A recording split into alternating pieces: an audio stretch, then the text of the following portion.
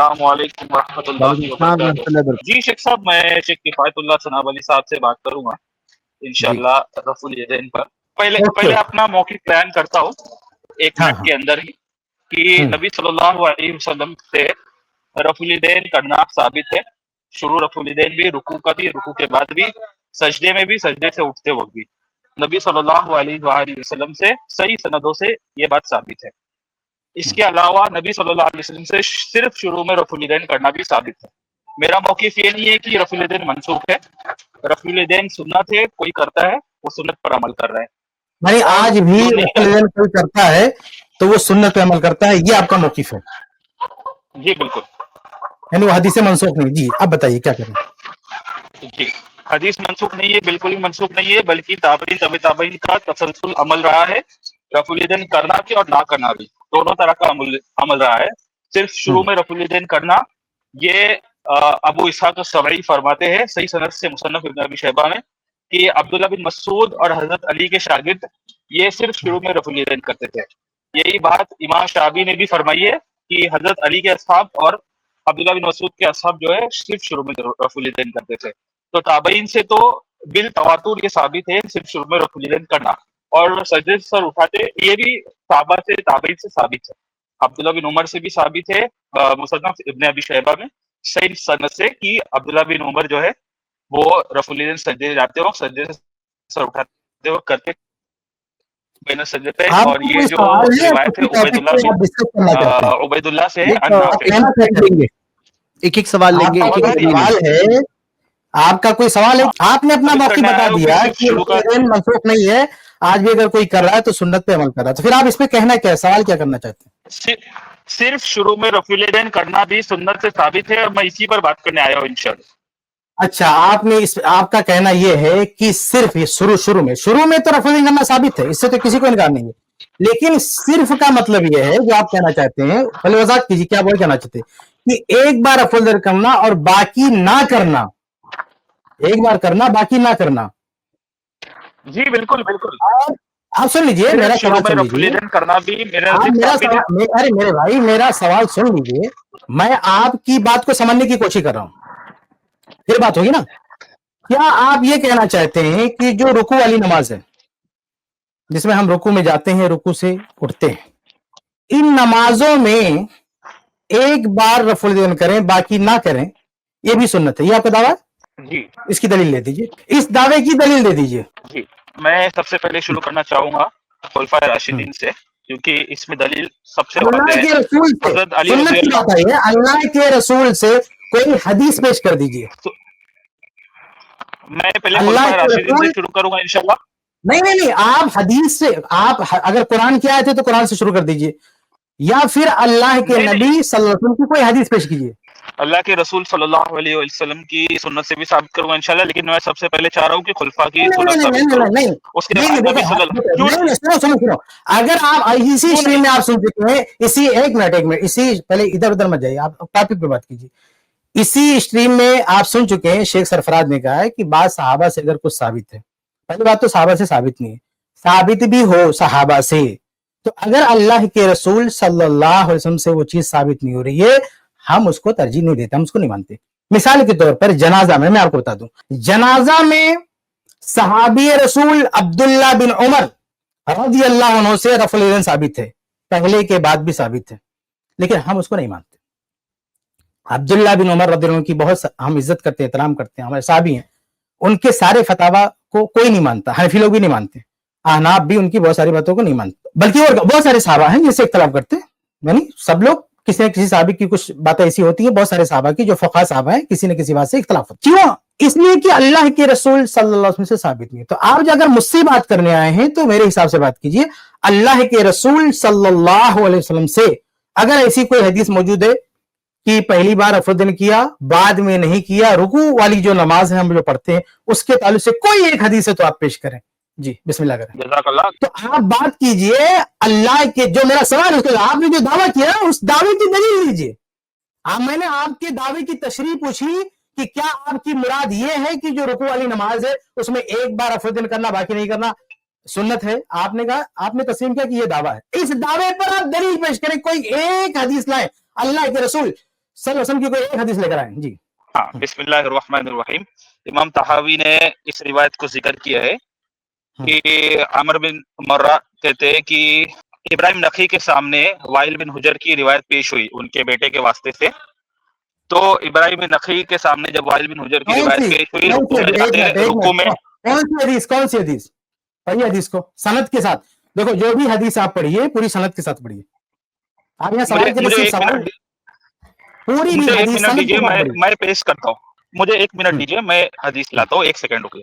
دیکھیے جو بھی حدیث لانا ہے سند کے ساتھ, مکمل سند کے ساتھ, سند اور متن کے ساتھ اس کو پڑھنا ہے کہ اللہ کے رسول صلی اللہ علیہ وسلم نے ایک بار رفع یدین کیا, باقی نہیں کیا.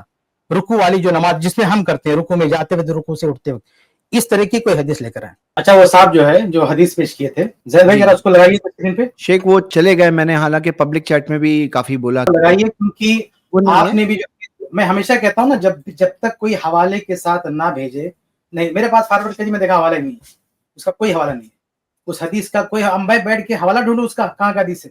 جو بندہ دعویٰ پیش کرا پورے حوالے کے ساتھ ایسے 2-3 لائن لکھ کے بھیج دے گا, ہم ان کا کام ہم بیٹھ کے کریں, ان کی دلیل ہم ڈھونڈیں گے. بہرحال وہ لگائیے آپ اس کو, میں نے دیکھ لیا اس کو بھی روایت, کیونکہ وہ سند پہ بات کرنی ہے تو کیسے وہ کلیئر ہوگا جب تک وہ دکھائیں گے نہیں, کیونکہ انہوں نے جو بھیجا نا اسی پر ہم بات, ہم ان کو دعوت دیتے ہیں اگلی اسٹریم میں آئے. یہ انہوں نے بھیجا ہے, یہ انہی کا کاپی کیا ہوا ہم دکھا رہے ہیں, یہ انہوں نے بھیجا ہے. اس میں یہ ہے علقمہ بن وائل بیان کرتے ہیں اپنے والد سے کہ اللہ کے رسول صلی اللہ علیہ وسلم کان یرفع یدیہ, اپنے دونوں ہاتھ اٹھاتے تھے. کہتے ہیں کہ فذکرت ذلک لابراہیم, تو راوی کہتے ہیں کہ ہم نے اس کا ذکر ابراہیم نخعی, یہاں ابراہیم سے کون مراد ہے, ابراہیم نخعی, بھائی صاحب ہوتے تو ان سے پوچھتے کون ہے مراد, تو ابراہیم نخعی ہیں. وہ کہتے ہیں کہ فغضب, ان کو بہت غصہ آیا, وقال, اور کہا کہ رآہ ہوا ولم یرہ ابن مسعود رضی اللہ عنہ, کہ انہوں نے دیکھا ہے, یعنی اگر صحابی نے دیکھا ہے رکوع سے, کیونکہ روایت میں کیا ہے کہ اللہ کے رسول صلی اللہ علیہ وسلم کان یرفع یدیہ قبل الرکوع وبعد, کہ اللہ کے رسول صلی اللہ علیہ وسلم رکوع سے پہلے اور رکوع کے بعد رفع یدین کرتے تھے. تو بھائی صاحب نے جو حدیث پیش کی نا, اصل میں رکوع سے پہلے اور رکوع کے بعد رفع یدین کرنے کی ہے, وہ ہماری دلیل دے کر گئے ہیں. وہ یہ جو روایت ہے سند کے ساتھ, مکمل سند کے ساتھ, متصل سند کے ساتھ, اس میں ہمارے موقف کی دلیل ہے کہ رکوع سے پہلے اور رکوع کے بعد اللہ کے رسول صلی اللہ علیہ وسلم رفع یدین کرتے تھے.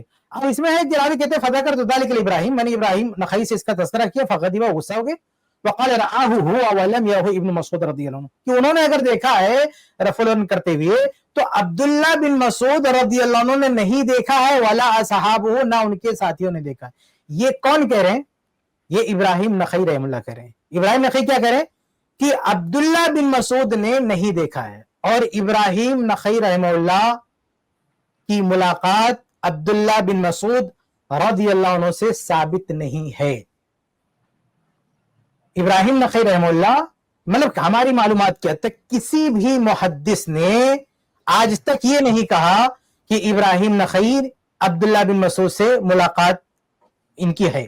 تو روایت منقطع ہے, یعنی ابراہیم نخعی کا یہ کہنا کہ عبداللہ بن مسعود نے دیکھا ہے, تو ابراہیم نخعی کو اس کی سند بتانی ہوگی نا, کیونکہ ابن مسعود رضی اللہ عنہ سے ان کی ملاقات نہیں ہے. تو یہ بھائی صاحب سے مطالبہ ہو رہا تھا کوئی صحیح سند پیش کرے, یہ منقطع سند پیش کے چلے دکھا کے چلے گئے. تو منقطع سند نہیں چاہیے ہم کو, صحیح سند چاہیے, متصل سند چاہیے. منقطع روایت جو ہے ضعیف ہوتی ہے. میں ایک آدھ حوالہ بھی پیش کر دیتا ہوں, کہ ایسا نہیں کہ صرف میں کہہ رہا ہوں کہ روایت ضعیف ہے. دیکھیں امام ذہبی رحمہ اللہ کی کتاب ہے میزان الاعتدال, اس میں امام ذہبی کہتے ہیں جلد 1 صفحہ نمبر 106 پہ کہ استقر الامر علی ان ابراہیم حجہ, کہ یہ معاملہ تو متفق علیہ ہے, ابراہیم نخعی ثقہ ہیں, وَأَنَّهُ إِذَا أَرْسَلَ عَنِ ابْنِ مَسْعُودٍ رضی اللہ عنہ وغیرہ فَلَيْسَ ذَلِكَ بِحُجَّةٍ. لیکن ابراہیم نخعی جب عبداللہ بن مسعود, یہاں اسی سند کے بارے میں بات ہو رہی ہے کہ ابراہیم نخعی رحمہ اللہ جب عبداللہ بن مسعود رضی اللہ عنہ سے ارسال کریں, یعنی ان سے ملاقات تو ہے نہیں, تو بغیر سند بیان کیے ہوئے اگر عبداللہ بن مسعود سے روایت کریں گے لیس ذالک بحجہ, تو یہ حجت نہیں ہے, یہ دلیل نہیں. امام ذہبی رحمہ اللہ اسی سند پر حکم لگا رہے, اسی سند, یعنی اس سند سے جتنی باتیں بھی آئیں مرسل, ابراہیم نخعی کی مرسلات پر حکم لگا رہے ہیں کہ یہ حجت نہیں ہے.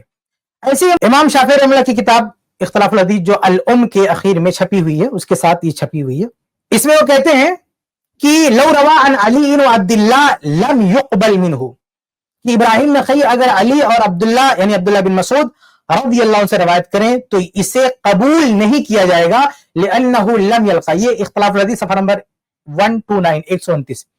تو کہتے ہیں کہ اگر ابراہیم نخعی رحمہ اللہ علی عبداللہ بن مسعود رضی اللہ عنہما سے روایت کریں لم يقبل منہ, تو ابراہیم نخعی سے یہ بات قبول نہیں کی جائے گی لأنه لم يلقى واحدا منہما, کیونکہ انہوں نے ان دونوں میں سے کسی سے ملاقات نہیں کی ہے.